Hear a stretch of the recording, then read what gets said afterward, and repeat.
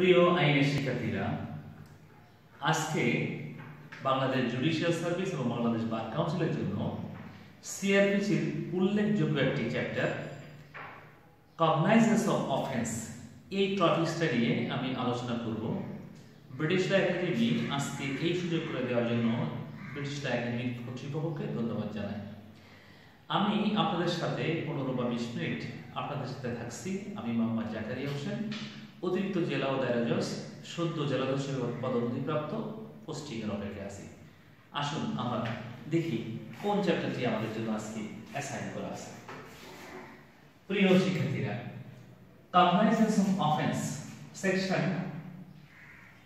190 to 199 of CrPC.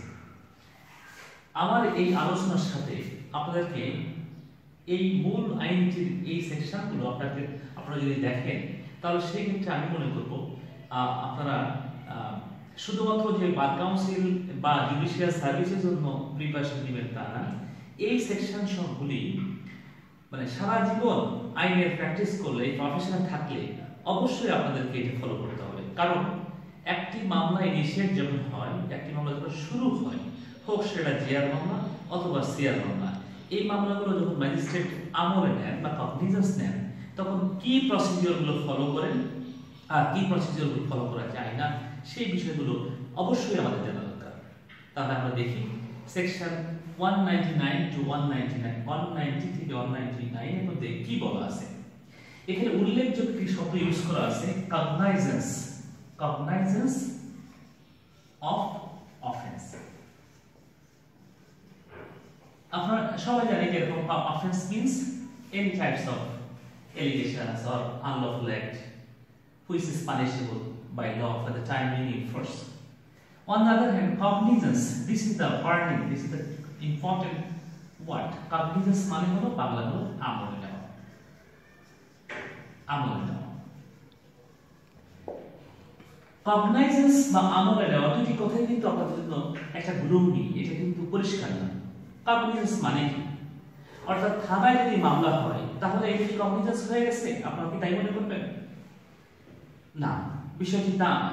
Cognisance বা আমলে নেওয়ার অর্থ হলো একজন ম্যাজিস্ট্রেট যখন এই এলিগেশনের ভিত্তিতে যখন তার নজরে নেন, তখন তাকে বলা হয় কগনাইজেন্স বা আমলে নেওয়া।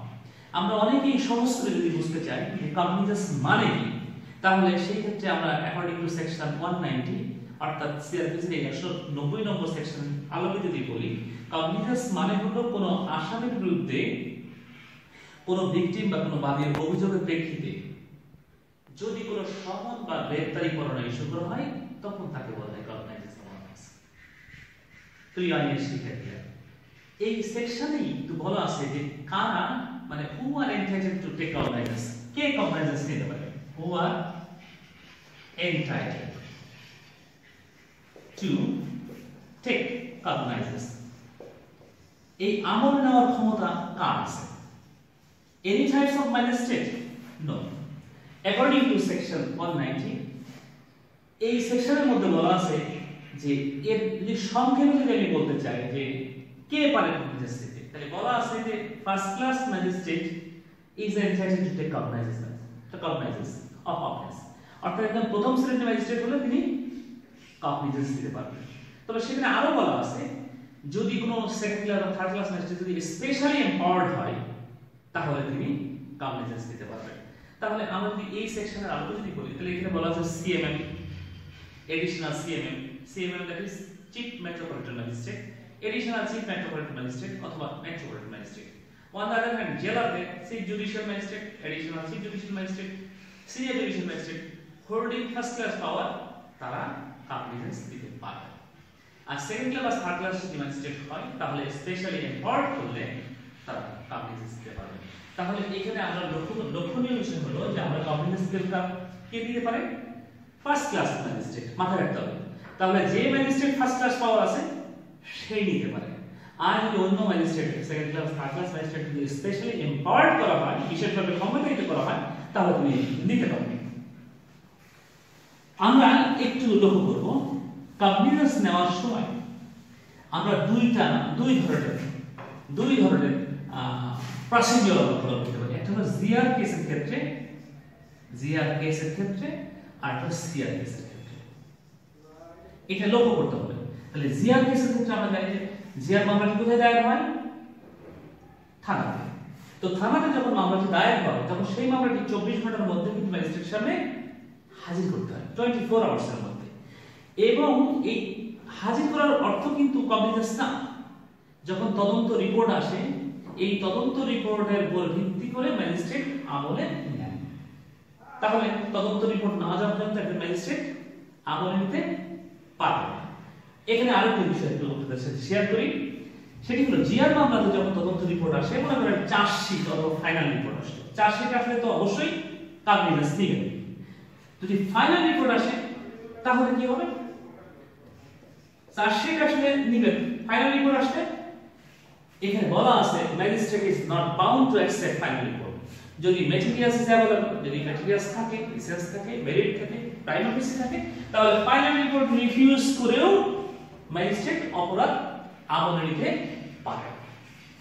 আমরা এটি লক্ষ্য করি যে এই কথাটি অর্থাৎ যখন কগনিজেন্স নেওয়া হয় তখন এই জিআর মামলার ক্ষেত্রে আমরা যে প্রসিডিউরটা, সিআর মামলার ক্ষেত্রে প্রসিডিউর কিন্তু একটু ভিন্ন। কারণ হলো কি, সিআর মামলাতে বলা আছে এটা সেকশন 200 টু 204 আপনাদের লক্ষ্য করতে হবে। অর্থাৎ অপরাধ আমলের ক্ষেত্রে, সিআর মামলার অপরাধ আমলের ক্ষেত্রে এই সেকশনগুলো আমাদেরকে ফলো করতে হবে। সেটা কি বলা আছে, যদি কোনো এলিগেশন বা অভিযোগ বা কমপ্লেইন্ট যদি ম্যাজিস্ট্রেটের সামনে আসে তাহলে ম্যাজিস্ট্রেট ওই ব্যক্তিকে এক্সামিন করবে অ্যাকর্ডিং টু সেকশন 200। এই এক্সামিন করার পরে যদি মনে করে না আমি এটা তদন্ত করে দেখব, তাহলে 202 অনুযায়ী তদন্তে পাঠাতে পারে। এবং পুলিশ অফিসার যে কাউকে তদন্ত দিতে পারে। এই তদন্ত হয়ে আসার পরে যদি নেগেটিভ রেজাল্ট আসে তাহলে 203 তে তিনি খারিজ করে দিতে পারেন। আর যদি পজিটিভ রেজাল্ট আসে তাহলে 204 অনুযায়ী তিনি এটি গ্রহণ করবেন, অর্থাৎ তিনি আমলে নেবেন। আমাদের লক্ষণীয় বিষয় হলো যে ম্যাজিস্ট্রেট তদন্ত না দিয়েও কিন্তু অপরাধ আমলে নিতে পারেন। তাহলে এখানে আরেকটি বিষয় আপনাদের সাথে শেয়ার করি, সেটি হলো যখন তদন্ত রিপোর্ট আসে তখন আমরা লক্ষ্য করি একজন ম্যাজিস্ট্রেট কোন ভিত্তিতে তদন্ত, মানে একজন ম্যাজিস্ট্রেট কখন একটি অপরাধ আমলে করে, কখন কিসের উপর ভিত্তি করে। এখানে বলা আছে যে এক নম্বর বলছে অন পুলিশ রিপোর্ট। তাহলে ম্যাজিস্ট্রেট তদন্ত কগনিজেন্স নেওয়ার সময় পুলিশ রিপোর্ট ফলো করবে। সেকেন্ড বলা আছে অন কমপ্লেইন্ট, তাহলে কমপ্লেইন্টের উপর ভিত্তি করেও তিনি অপরাধ আমলে নিতে পারেন। 3 নম্বর বলা আছে অন হিজ ওন নলেজ, তাহলে নিজের জ্ঞানের উপর ভিত্তি করে তিনি অপরাধ আমলে নিতে পারেন। এই দুটো প্রসেস, একটা পুলিশের জিআর কেসের ক্ষেত্রে, একটা হলো সিআর কেসের ক্ষেত্রে আমরা ম্যাজিস্ট্রেট নিজেই তো অপরাধ আমলে নিতে পারেন এবং সেই ক্ষেত্রে আইনগত কোনো বাধা নাই।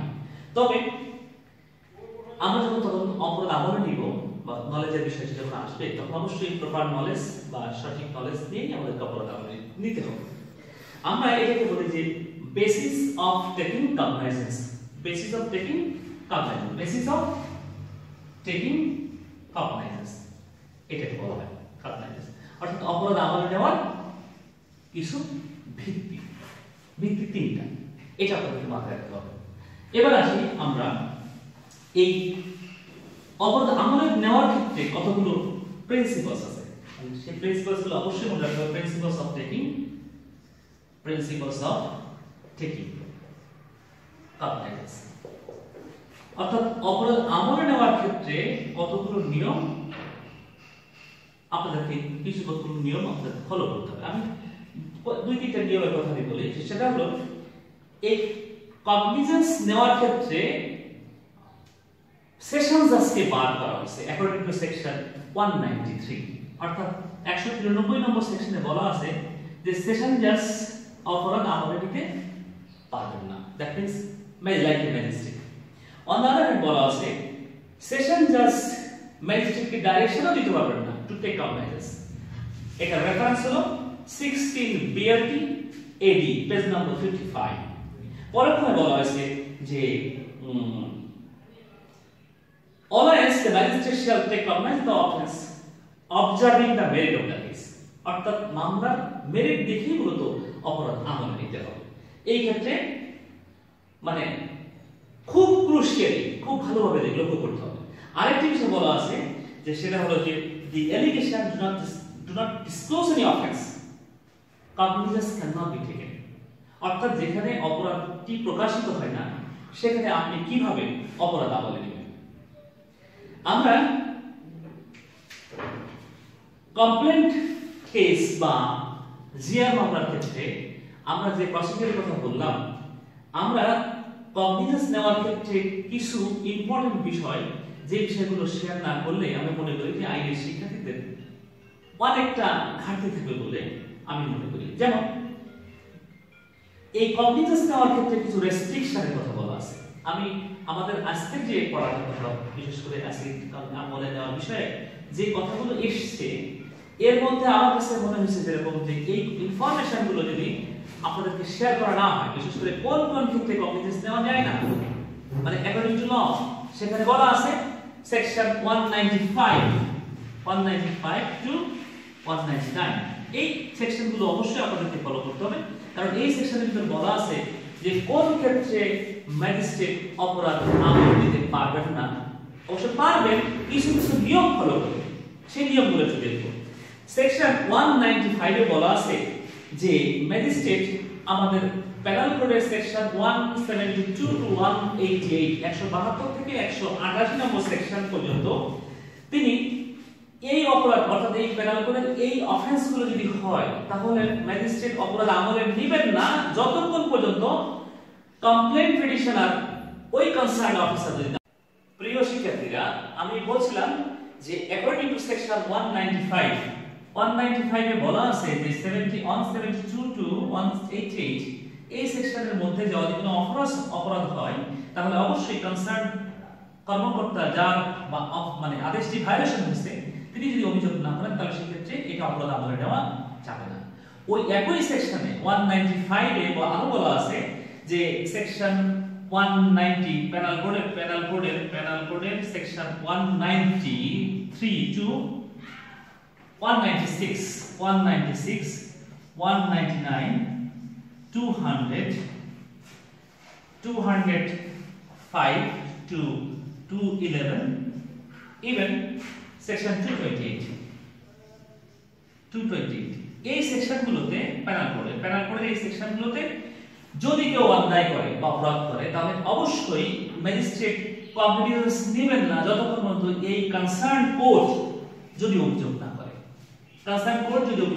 তাহলে সেই ক্ষেত্রে আপনি অপরাধ আমলে নিতে পারেন। আবার বলা আছে যে কিছু ফোরজারি সেকশনের কথা বলা আছে। ফোরজারি আপনি জানেন যে ফোরজারি মানে জালিয়াতি। এই জালিয়াতির মামলাও এখানে স্পেসিফিক্যালি চারটা সেকশনের কথা বলা আছে। 463 দেন 471 475 এবং 476 অফ পেনাল কোড। অর্থাৎ এই সেকশনের মধ্যে খেয়াল করতে হবে, এই সেকশনের মধ্যে যদি কোনো অপরাধ হয়, এটা কিন্তু ফোরজারি সেকশন, এছাড়া আরো অনেক সেকশন আছে সেখানে, সেগুলোর কথা বলে নাই। স্পেসিফিক্যালি এই সেকশন এই চারটি সেকশনে যদি কোনো অপরাধ হয় তাহলে ওই ম্যাজিস্ট্রেট অপরাধ আমলে নিতে পারবেন না যতক্ষণ পর্যন্ত এই কনসার্ন কোর্ট যদি অভিযোগ না করে। তাহলে এটা কিন্তু কগনিজেন্স নেওয়ার ক্ষেত্রে বাধা। আপনাকে অবশ্যই মনে রাখতে হবে যে কগনিজেন্স নেওয়ার ক্ষেত্রে পেনাল কোডের এই সেকশনগুলো নিতে গেলে অবশ্যই আপনাকে কনসার্ন কোর্ট যদি অভিযোগ করেন দেন আপনি আমলে নেবেন। কিন্তু কোন প্রাইভেট পারসন বাদী আসলে কিন্তু হবে না, এটা কোর্ট কনসার্ন করতে হবে। হ্যাঁ, আমরা অনেক সময় দেখি যে কনসার্ন কোর্ট যদি অনুমতি দেয় তাহলে অনুমতি নিয়ে কেউ হয়তো করতে পারে এই বিষয়টি।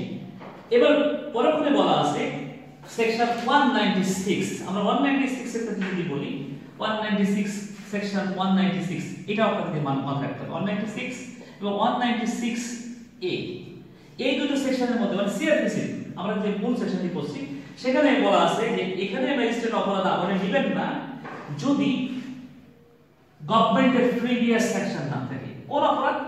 বিশেষ করে এই অপরাধের মধ্যে বলা আছে যে যেমন যে offence of criminal conspiracy and offence against the state, দুটো অপরাধের কথা বলা আছে। একটা অফেন্স এগেইনস্ট দ্য স্টেট, রাষ্ট্রের বিরুদ্ধে যদি কোনো মামলা হয়, অথবা ক্রিমিনাল কনস্পাইরেসি হয়, তাহলে অপরাধ যদি খেয়াল করতে হবে যে ক্রিমিনাল কনস্পাইরেসি, আমরা খেয়াল করতে ক্রিমিনাল কনস্পাইরেসি, ক্রিমিনাল কনস্পাইরেসি, এটা ক্রিমিনাল কনস্পাইরেসি মানে অপরাধের ষড়যন্ত্র। আর এটা অফেন্স এগেইনস্ট স্টেট, রাষ্ট্রের বিরুদ্ধে যদি কোনো অপরাধ হয়, তাহলে এই দুটো অপরাধের ক্ষেত্রে অবশ্যই গভর্নমেন্টের প্রিভিয়াস স্যাংশন প্রয়োজন। প্রিভিয়াস স্যাংশন না হলে আপনি অপরাধ আমলে নিতে পারবেন, যদি নেন তাহলে তার ভুল হবে। তারপর বলা আছে সেকশন 197, এটা হলো আমরা অফিসারদের, জুডিশিয়াল অফিসার বলেন, গভর্নমেন্ট অফিসারদের একটা প্রোটেকশন। 197 এখানে বলা আছে যে অপরাধ একজন ম্যাজিস্ট্রেট নিতে পারবেন না, অপরাধ আমলে নিতে পারবেন না কোনো গভর্নমেন্ট কর্মচারীর বিরুদ্ধে গভর্নমেন্টের প্রিভিয়াস স্যাংশন ছাড়া, অর্থাৎ গভর্নমেন্টের অনুমতি ছাড়া, অনুমোদন ছাড়া, তাহলে কনসার্ন ডিপার্টমেন্টের অনুমতি আসলেই আপনি ওই গভর্নমেন্ট কোনো মানে আপনার গভর্নমেন্ট কোনো কর্মকর্তার বিরুদ্ধে বা কর্মচারীর বিরুদ্ধে অপরাধ আমলে নিতে পারবেন। তবে এখানে লক্ষণীয় যে আমরা অনেক সময় এটা ভুল বুঝি, কারণ হলো কি যে 197 এর যে এসেন্স মূল কথাটি বলা আছে। ধরে আমি কোর্টে ডিউটি করছি, আমি একজন জুডিশিয়াল অফিসার, আমার পেশকার কোনো একটি অন্যায় করব, তাহলে আমি তার অন্যায়টি যখন অফিশিয়ালি করবে তখন কিন্তু সেটা ডিপার্টমেন্টে হবে। বাট উনি যদি পেশকার যদি বাড়ি থেকে ডাকাতি করে কারো বাড়িতে কাউকে হত্যা করে, তাহলে এর জন্য কিন্তু প্রোটেকশন নেওয়ার ক্ষেত্রে আইনগত কোনো বাধা নেই, অর্থাৎ প্লিজ এখানে প্রিভিয়াস স্যাংশনের প্রয়োজন নেই, এটা আপনাদের মনে রাখতে হবে। 197 এর মূল এসেছে কথা বলবো। এরপরে বলা আছে সেকশন 198 মানে এটা খুবই গুরুত্বপূর্ণ, আমরা বলতে গেলে ক্লাসের শেষ পর্যায়ে 198 198 সেকশন, অর্থাৎ সিআরপিসি 198 সেকশনে বলা আছে যদি ব্রিচ অফ কন্ট্রাক্ট মানে চুক্তি ভঙ্গ যদি হয়, অথবা যদি ডেফামেশনের মামলা হয়, ডেফামেশন মানে মানহানির মামলা, আর অফেন্সেস এগেইনস্ট যদি ম্যারেজ হয়, খেয়াল করতে হবে। একটা হলো breach of contract, second defamation, third বলেছি অফেন্সেস এগেইনস্ট ম্যারেজ। তাহলে এই ক্ষেত্রে কে মামলা করবে? এখানে আইন সুস্পষ্টভাবে বলছে যে এগ্রিড পারসন ছাড়া, যার মান সম্মান যাবে তাকেই মামলা করতে হবে, অন্য কেউ মামলা করলে চলবে না। তবে এই ব্যক্তি যদি গুরুত্বপূর্ণ হয়, উনি যদি কাউকে অ্যাসাইন করে, পাওয়ার অ্যাসাইন করে মামলা করার জন্য, তবে সেই ক্ষেত্রে মামলা করতে আইনগত কোনো বাধা নেই। তাহলে অবশ্যই 198 আপনাদেরকে ফলো করতে হবে। 199 এ বলা আছে যদি কোনো adultery, it's offence adultery and enticing the woman, married woman, যদি কোনো বিবাহিত নারীকে ফুসলায় নেওয়া হয়, অথবা কোনো অ্যাডাল্টারি ব্যভিচারী কোনো বিষয় আসে, তাহলে বলছে যে ওই কনসার্ন ব্যক্তি অর্থাৎ মামলা করবেন কি হাজবেন্ড ছাড়া অন্য কেউ মামলা করলে মামলাটি চলবে না। তবে হাজবেন্ড যদি কাউকে অ্যাসাইন করে পাওয়ারটি, তাহলে সেই ক্ষেত্রে কগনিজেন্স নেওয়ার ক্ষেত্রে আইনগত কোনো বাধা নেই। আমি প্রায় শেষ পর্যায়ে আরেকটি সেকশন সম্পর্কে না বললেই নয়, সেটা হলো সেকশন 561 অফ সিআরপিসি। এখানে কি বলা আছে? এখানে স্পেসিফিক্যালি 561 ধারায় বলা আছে যে কোন ম্যারিড ওম্যান যদি হাজবেন্ডের বিরুদ্ধে রেপের মামলা করে, তাহলে সেই ক্ষেত্রে এখানে অবশ্যই বলে দেওয়া আছে যে চিফ জুডিশিয়াল ম্যাজিস্ট্রেট এবং চিফ মেট্রোপলিটন ম্যাজিস্ট্রেট ছাড়া অন্য কেউ অপরাধ আমলে নিতে পারবেন না। আবার বলছি 561 নম্বর সেকশন, অর্থাৎ 190 থেকে 199, আর পাশাপাশি 561 অফ সিআরপিসি এই সেকশনটি আপনাদের মনে রাখতে হবে। যদি কোনো ম্যারিড ওম্যান যদি রেফার মামলা করে, তাহলে chief judicial magistrate, chief metropolitan magistrate ছাড়া অন্য কেউ মামলাটি দিতে পারবেন না। এরপরেও একেবারে শেষ একটি কথা না বললেই নয়, সেটা হলো যে কিছু কিছু ম্যাটার আছে, যে ম্যাটারগুলো যেমন স্পেশাল যদি কোনো আদালত থাকে, যেমন আমরা জানি নারী শিশু নির্যাতন দমন ট্রাইব্যুনাল, স্পেশাল পাওয়ারস অ্যাক্ট, এই ক্ষেত্রেও কিন্তু ম্যাজিস্ট্রেট, আমাদের নরমাল যে ম্যাজিস্ট্রেটগুলো আছে, তারা কিন্তু এই মামলাগুলো অপরাধ আমলে নিতে পারেন না। কনসার্ন নারী শিশু ট্রাইব্যুনাল তিনি এই মামলাগুলো আমলে নেবেন। স্পেশাল পাওয়ারস অ্যাক্টের মামলা স্পেশাল ম্যাজিস্ট্রেট, স্পেশাল জাজরা নেবেন। এই ক্ষেত্রে ম্যাজিস্ট্রেটের পাওয়ারকে খর্ব করা হয়েছে। আর যদি আমলে নেয়, এবং এই আমলে নেওয়ার সময় একটু মাথায় রাখতে হবে যে সিআরপিসির এই যে কগনিজেন্স অফেন্স আপনি যদি ভুলভাবে নেন অপরাধ আমলে, তাহলে আপনার পুরো ট্রায়ালটা বিষিয়ে যাবে, বাতিল হবে। সুতরাং আপনাদেরকে মাথায় রাখতে হবে বিজ্ঞ আইনজীবীরাও এই ক্ষেত্রে কোর্টকে ঠিকভাবে মানে গাইড করবেন, অন্যথায় বিজ্ঞ বিচারককেও অবশ্যই আইনের এই সেকশনগুলো ভালোভাবে পড়তে হবে। আমি পড়লেই আমি মনে করি যে একটি সুন্দরভাবে আপনি অপরাধ আমল দিতে পারবেন। প্রিয় শিক্ষার্থীরা, বাংলাদেশ বার কাউন্সিল এবং জুডিশিয়াল সার্ভিসে যারা শিক্ষার্থী আছেন, আমি আপনাদেরকে বলবো যে কগনিজেন্স অফ অফেন্স এই যে চ্যাপ্টারটি, এই চ্যাপ্টারটি শুধুমাত্র যে আপনাদের পরীক্ষায় পাশের জন্য তা না, আমাদের দৈনন্দিন জীবনে যারা প্রফেশনাল লাইফ লিড করবেন তার জন্য খুবই গুরুত্বপূর্ণ একটি চ্যাপ্টার। এখান থেকে এমসিকিউ প্রশ্ন হয়, রিটেন প্রশ্ন হয়, এমনকি ভাইভা কোশ্চেন করা হয়। সুতরাং এই চ্যাপ্টারটিকে খুব গুরুত্ব দিয়ে আপনাদেরকে পড়তে হবে, জানতে হবে, বুঝতে হবে। আমি আপনাদের থেকে বিদায় নিব, তবে বিদায় নেওয়ার আগে আপনাদেরকে বলবো যে আমাদের ব্রিটিশ ল একাডেমি একটা আলাদা চ্যানেল তৈরি করেছে, অর্থাৎ ইউটিউব চ্যানেল করেছে। আপনারা অবশ্যই এটা সাবস্ক্রাইব করবেন, শেয়ার করবেন। আমরা যদি করেন তাহলে সেক্ষেত্রে নেক্সট ভিডিও তৈরি করতে আমরা উৎসাহিত হব। সবাইকে ধন্যবাদ জানিয়ে শেষ করছি। আল্লাহ হাফেজ।